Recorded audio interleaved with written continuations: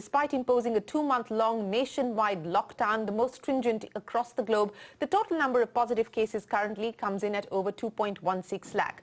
What is worse, many states have now started to report a rise in COVID cases among the migrant workers who travelled from other states. The Health Ministry, however, claims that India's fatality rate remains one of the lowest in the world, which is a fact, and that there has been no widespread community transmission. Medical experts believe otherwise. A joint statement released by 3 medical professional associations 2 weeks ago said that community transmission is already well established across large sections or subpopulations in the country. Further, the joint statement points out that had the government consulted epidemiologists who had a better grasp of disease transmission dynamics compared to modelers, it would have perhaps been better served. Well, joining us now to take this discussion forward, Dr. Naresh Trehan, the Chairman and Managing Director of Medanta. Also with us, Dr. Chandrakant Pandev, the former head of the Community Medicine Department at the All India Institute of Medical Sciences. Dr. Pandev has also served as the President of the Indian Public Health Association and the Indian Association of Preventive and Social Medicine. Gentlemen, thank you very much for joining us here on the program.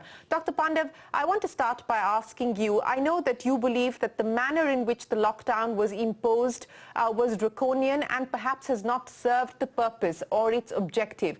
Now the question is, what do we do from here on? If the measures so far, in your assessment, have been ad hoc and arbitrary, then how do we deal with the rising cases as well as unlocking of the economy?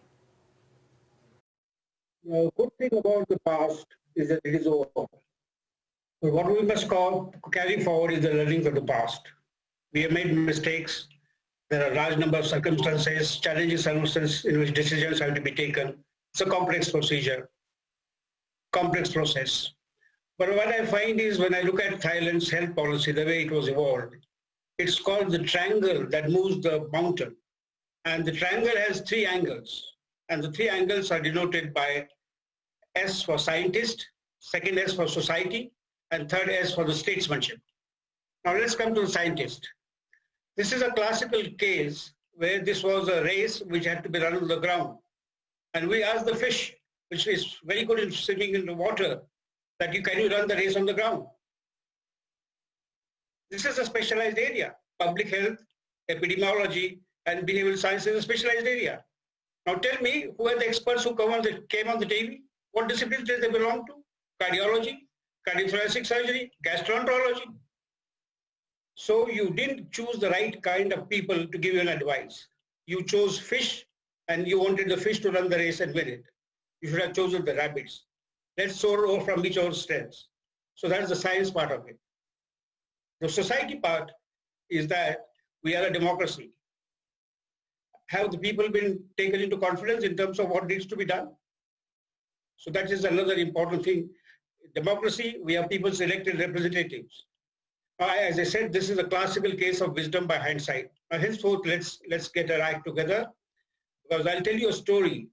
We are all caught in a net. This is a hunter's net, story of pigeons where the hunter has thrown the net. That's the Koraina. And we have to get away from this net. So the pigeon leader said, let's hold the net by the beak and let's fly together. So one important message that I want to go through is that we are all together. We need to fly together to escape from the coronavirus. So the pigeons flew at a long distance from the hunter's place and they came to the ground. And they asked their dear friend rat, incidentally this is the rat of the Chinese, that's why we're staying like rats in the house. They asked their friends of rats to get rid of the net, and that's how it helped. And that's how the pigeons got free.